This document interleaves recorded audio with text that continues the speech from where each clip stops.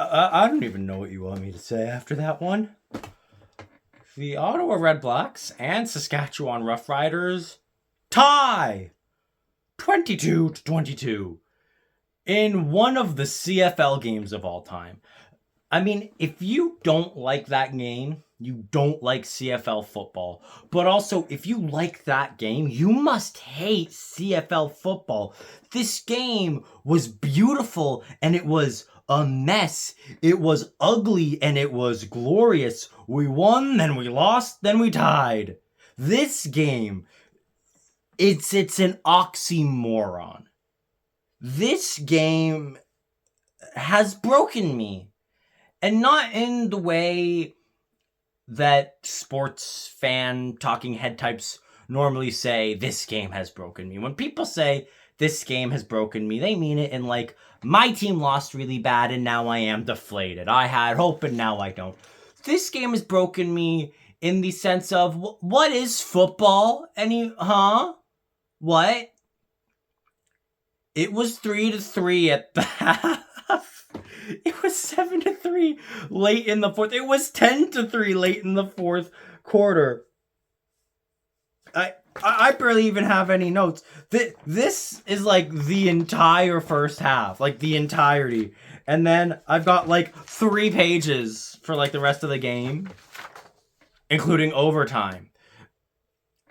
Normally when a game goes to overtime, you save it for later. You take that, you put it in your pocket, you say, we'll get to overtime later. First, let me give you all the other context. No context needed. We gotta talk about that overtime. Because if we don't talk about that overtime, I'm gonna lose my mind.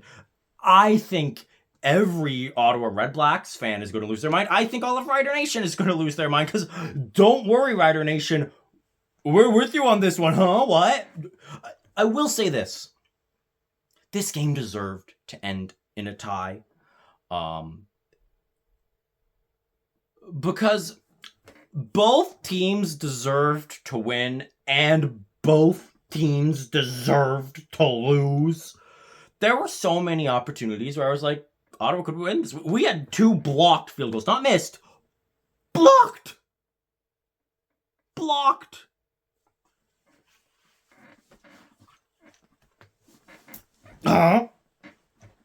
When does that happen?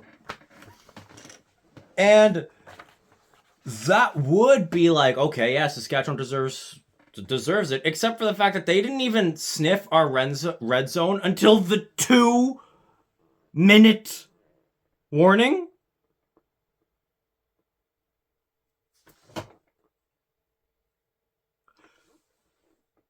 I'd say that this was the game God forgot. That would be wrong. This is the game that God mocked. The football gods wanted to tell a joke, and they did it on the field.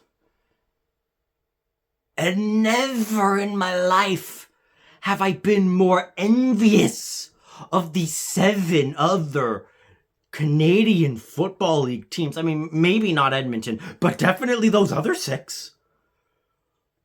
Because for them, this must have been hilarious. I like when games are hilarious. I love when tomfoolery ensues. I'm still waiting for that walk-off rouge this season. Every game, especially the games that the REDBLACKS don't play. Because walk-off rouges imply an intense game that, you know, you're uncomfortable watching it if your team is in it. But every other time there's a close game, whenever a team lines up for a walk-off field goal in a tie game, I'm like, oh my gosh, a rouge would be so funny. It would be so funny. Because it's like, oh no, the kicker missed. Oh yeah, the kicker missed. And this took that, like, concept. That didn't happen, but it took that concept of, like, just tomfoolery happening and it, like, messing with the emotions of the 2 fan bases and just amplified it. They put it up to 11. They put it up to 111. So we're going to skip to overtime. It's overtime. 22 all. Or not 22 all. It's 13 all. Yes, this game in regulation ended 13 all. In overtime, we got 9 of our 22 points. Ottawa moves down. They finally get the end zone. This is our first touchdown of the game. Is in overtime. We got a touchdown. Hooray. We're celebrating. Finally, let's go. End zone touchdown. We go for the 2-point conversion. Doesn't happen. Okay, that's it. Just breathe, everybody. We Rhymes got a huge, I think it was like a 25-yard pass, something like that. Got us like really close. And then, yeah, it was a 20-yard grab down to the 10. Or 25-yard grab. Oh my gosh. See, my brain isn't working. 25-yard grab down to the 10. And then we lose a yard, but then Crum on his feet gets into the end zone just barely. It's a touchdown. We don't get the 2 points. Now it's the defense's turn. Saskatchewan doing okay. Get a first down. Okay. And they go for second down. Don't get it. First down, they don't get it. They go for it second down. Ooh, they don't get it. Third down. 3rd and 5. For the game. Stop here and it's over. The pass is thrown. Knocked down. Incomplete. Game over. Ottawa wins. We're celebrating. The fireworks go off. You heard me right. The fireworks of victory had gone off. The signal that the Red Blacks have won a game. Fans are leaving the stadium. Some fans had already left the stadium before because of the tomfoolery that went down at the end of the 4th that we'll get into. But now fans are really leaving the stadium because we see a final score. 19-13. Ottawa game. Saskatchewan is challenging for pass interference. And there's this collective groan. But they've got to do it. Like, they've just lost the game. What do you do? Pass interference, makes sense. I get it. You've got to challenge this. Just hopefully they find something there. Now, to be fair, did kind of look like pass interference, but an inconsistent call to be sure. I'll put it this way. If Ottawa was the team on the other end and we were one of the ones challenging for the PI, I don't think this gets called PI. And I hate to be the guy to say, oh, the command center has it out for us. But, like, it is a close call, and none of the close calls have gone our way. They put an infographic on screen of the times the command center went our way, and it's been 1 in 11. 11 times. You can't tell me that all 11 were clear and obvious and blatant. Whenever there's a 50-50 call and Ottawa's involved, it doesn't go our way. Whenever it's a call that, sometimes it's pass interference, sometimes it isn't. Well, if Ottawa is the team challenging for pass interference, it isn't. If they're the team where the challenge is against them, oh yeah, that's PI. But fair, like, it has been called PI in the past. His arm is around the shoulder. Whatever. Saskatchewan scores. Touchdown. But the game's not over. They go for the 2-point conversion. Incomplete. Okay, everybody. We're still in it. 19-all. Saskatchewan, first down. They don't get it. Second down, they don't get it. Third and 10. They got a kick. They do so. 22-19, Ottawa ball. Touchdown ends it, but a field goal ties it. And so all you got to do is just not get massively sacked or lose the ball. And we immediately get massively sacked. And we'll get into getting massively sacked. We're at our 50, but we challenge. Roughing the passer. We see roughing the passer. And yeah, it looked like he got, hit. Head, hitting the head. It looks like it's roughing the passer, but command setter does as command setter does, and no, this time it's not roughing the passer. So our challenge is gone, and we get sacked, and we fumble the ball.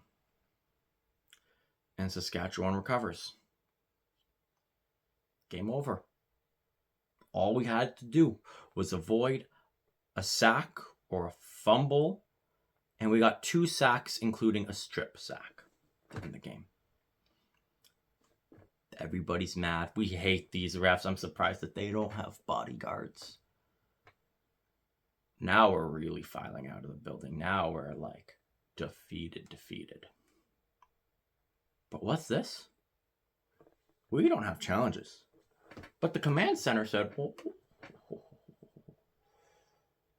got one more trick up our sleeve. Roughing the passer, Saskatchewan. This basically just resets to about where we were to start the second OT anyway. 1st and 10 at about their 35. I need to be clear. Players were shaking hands. That's how over the game was. Like we were saying, you know what? We're upset with that PI call. We're upset that the roughing the passer didn't go our way. But congratulations, Saskatchewan. This game is over. You have done it. You have won. We had the fireworks go off to celebrate our victory. And then we shook their hand to congratulate them on theirs. And now we're driving down the field. We're getting close. We get to about their 15. And 3rd down comes up. Lewis Ward kicks it through. 22-all. Tie game.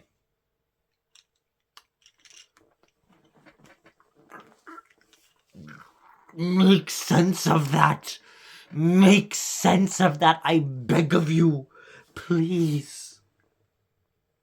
I think a big problem is that the refs didn't call things on the field. If there was a flag immediately for PI, we would have grown, but we would have been like, whatever. If there's a flag immediately for roughing the passer, we would have been like, thank goodness, okay, still alive.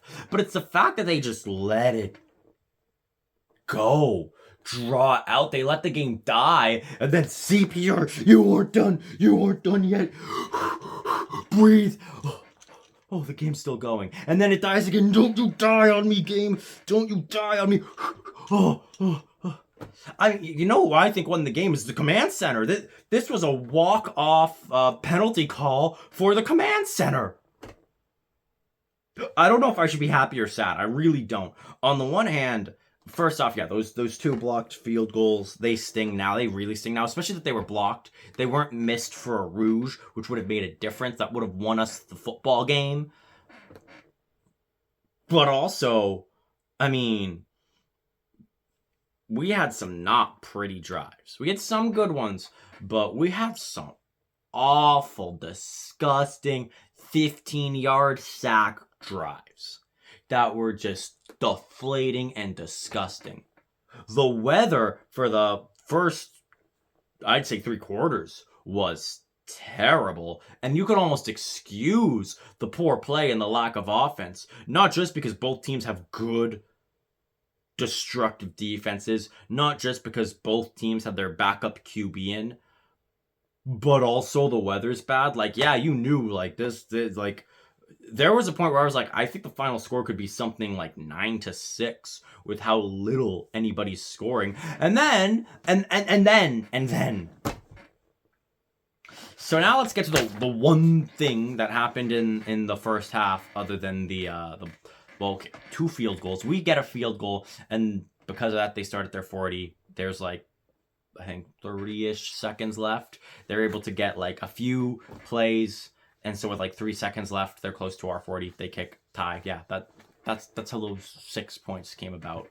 That's not what's important, nor are the blocked field goals. What's important is that second quarter, Drew Brown goes down.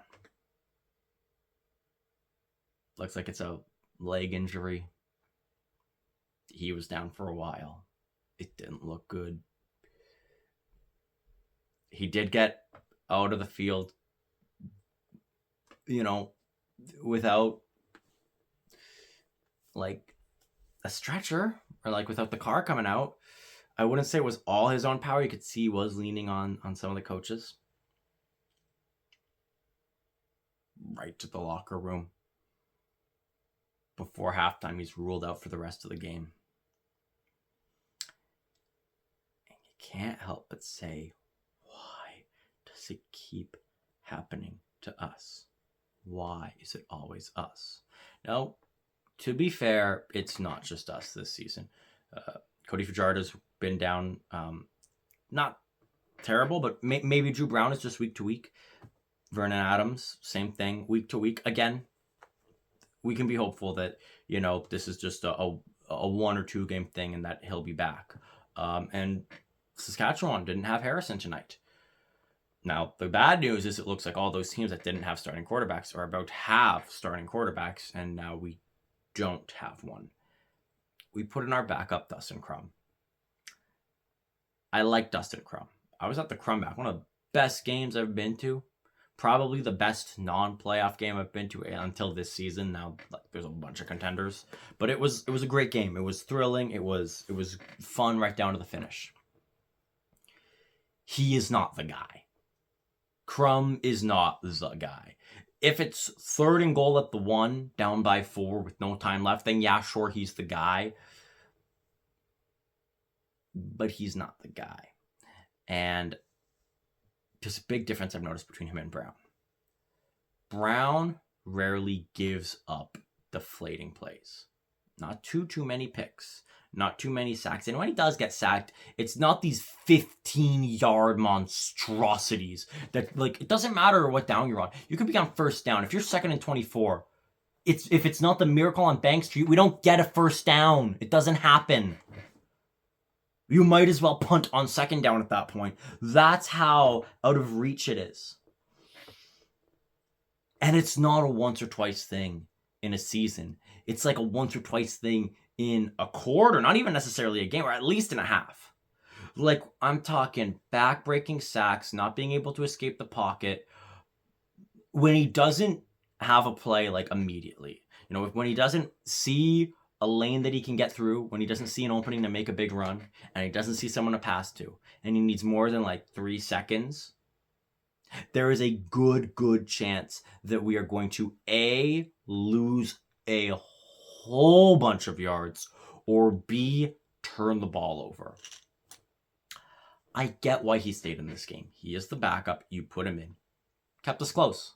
Sure, really our defense kept us close. Our defense played amazing as usual. They went 11 straight quarters without a touchdown. And even when they did give up a touchdown, you can't blame them too much. Like, you can't be like, oh, the defense, like, the defense held them to 3 points up till the final 3-minute mark. There's really, like, the touchdown you can kind of blame on them. But even the other 3 points, it was because Crum threw a pick in his own, like, territory. In fact, the defense stepped up to the plate. When it was 10-all and there was, like, a minute left, the defense had to, like, prevent this from becoming calamity, from them getting a 1st down and kicking a walk-off field goal, from them getting into the end zone and putting this game completely out of reach. And they did it. They got a stop. We got a timeout. They got to stop. We take a timeout. They kick a field goal. There is still time on the clock for us to get down. We just need to get a few yards and we can tie it up. And that is exactly what we did. That's exactly what we did. You got to put that on the defense, that they didn't give up 3 points. They prevented 4. And they prevented the 3 points from coming at a point where it's completely done. We don't have timeouts. We don't have the time. They can just wind the clock down, kick a field goal. Not even a field goal, kick a rouge. And the defense stepped up to the plate. Our defense kept us in this game. Crum did not. Crum can be credited with the touchdown, sure. I think you can credit him with the touchdown drive. He literally is the one who scored it. One of the field goals, definitely, it was a good long drive. We started at our own 15. We got all the way down to about their 26 before we stalled out and had to go for a field goal. And frankly, it looked like there could have been a penalty, but I digress.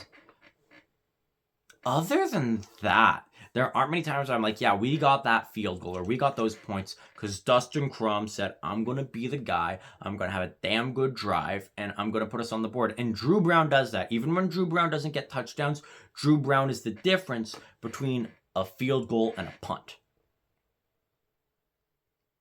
And if you look at it, like even the field goal that we got in OT, that was not on Crum. We got lucky with a roughing the passer call that honestly was a little bit soft, to the point that I almost wonder if the command center just didn't want to get butchered if any of them showed their face in the city of Ottawa, so they just threw us a bone.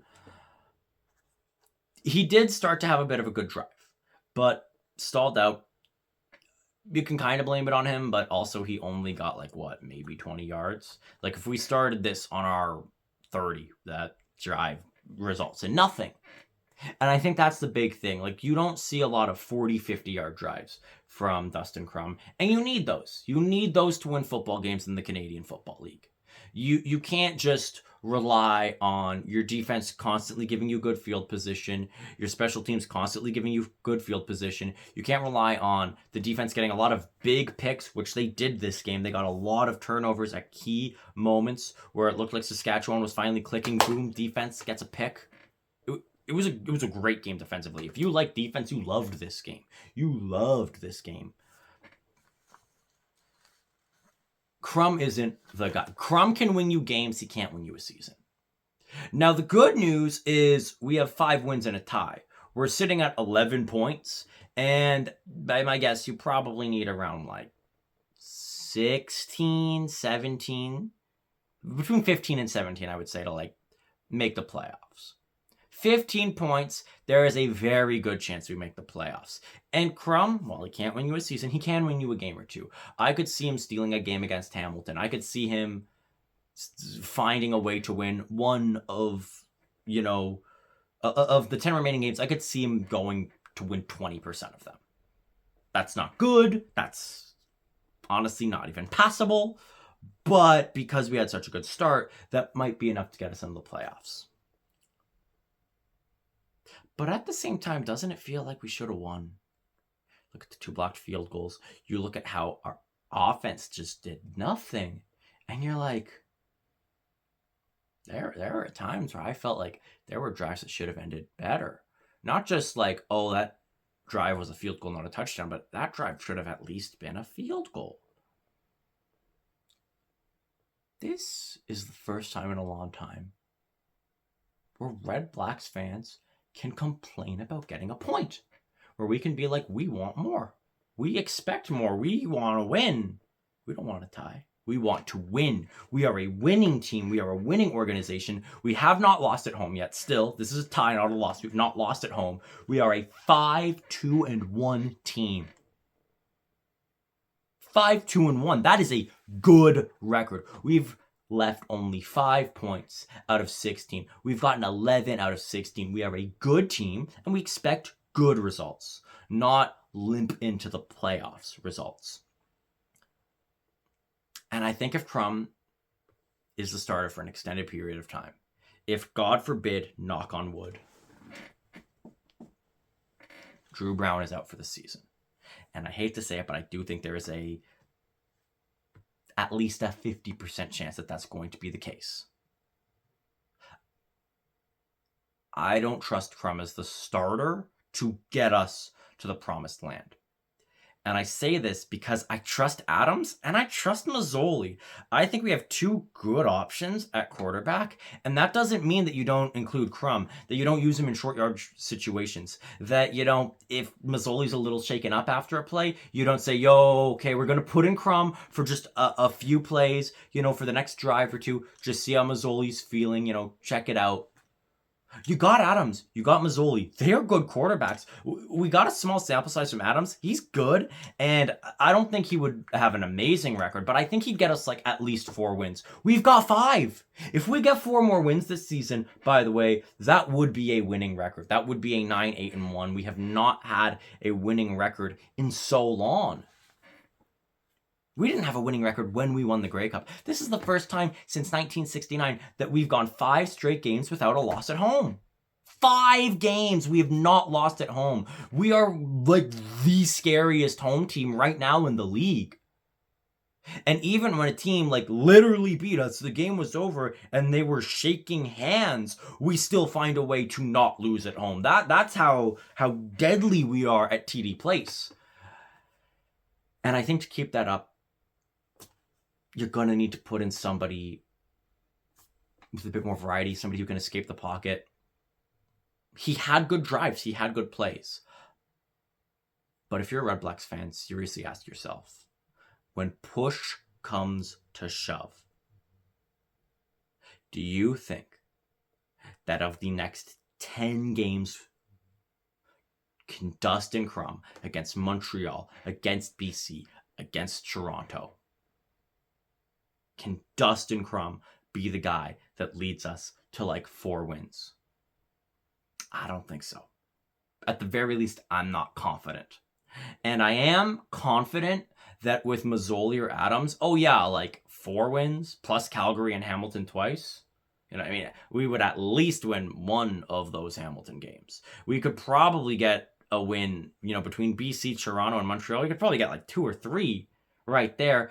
And that's an 8 or 9 game with wins. That puts us in the postseason pretty safely. We don't want to be biting our fingernails as the season comes to an end. I hope Brown is healthy. I hope that this is like just a scare. Our defense is deadly no matter what. No matter who's our quarterback, our defense is still super scary. But you can see that we're right there, and you don't want to take a step back. I think I'm going to go sleep now. Not just because it's late, but because this game has drained me. I think it's added about a 100-year lifespan to me.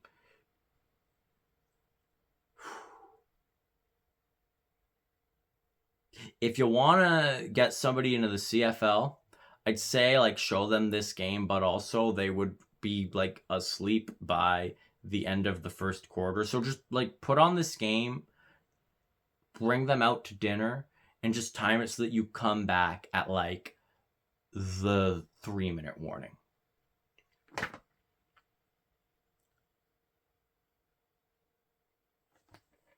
And as always, go, Ottawa, go.